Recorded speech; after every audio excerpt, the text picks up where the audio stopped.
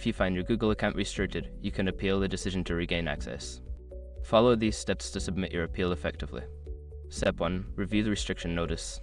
Before starting recovery, use the sroc.com link in the description to open the account recovery checklist generator and make sure your verification details are ready.